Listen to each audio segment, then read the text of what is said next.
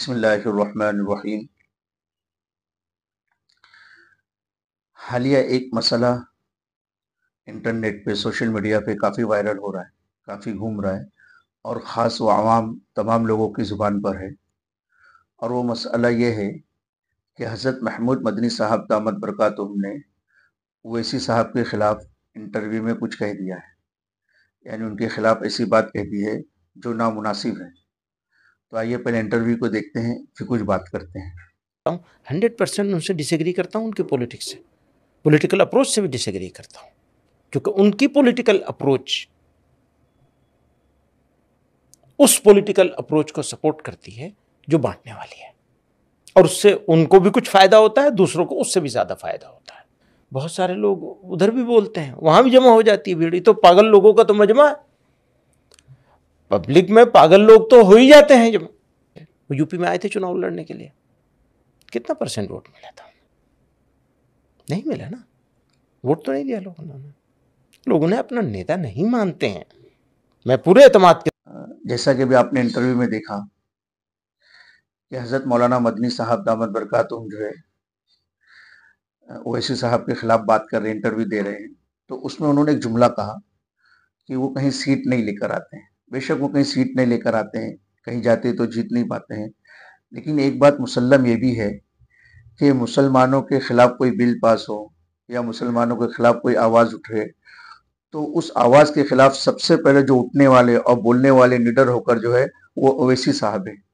बेशक वो सीट लेकर नहीं आते हैं, लेकिन जब मुसलमानों के हक में कोई बात कहते हैं तो पूरा देश उस बात को सुनता है और मुसलमानों को एक हौसला मिलता है कि भाई हमारे आगे तो कोई है जो हमारी बात रखने वाला है, हमारे लिए दूसरे लोगों से लड़ने वाला है, निडर होकर हमारे हक में कोई बात कहने वाला है।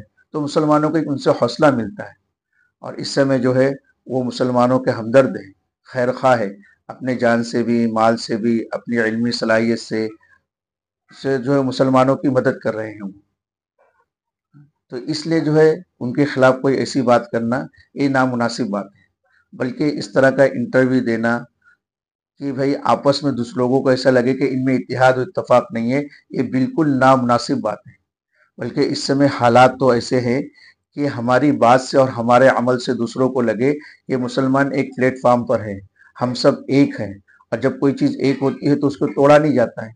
लेकिन इस तरह का अगर इंटरव्यू सामने आएगा तो सबको ऐसा लगेगा कि इनके आपस में जो बड़े बड़े लोग हैं इनमें इत्तेहाद इत्तफाक नहीं है, तो उनको और बोलने का मौका मिल जाएगा।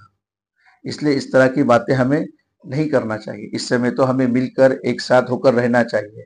और अल्लाह रब्बुल इज़्ज़त फरमाते हैं यदुल्लाहि फौकल जमाआ, कि अल्लाह का हाथ जमात के ऊपर होता है कि जब किसी काम को तमाम मुसलमान मिलकर जो है ईमान वाले मिलकर करते हैं तो अल्लाह रब्बुल इज़्ज़त उसके उस काम में खैर बरकत नाजिल फरमाते हैं।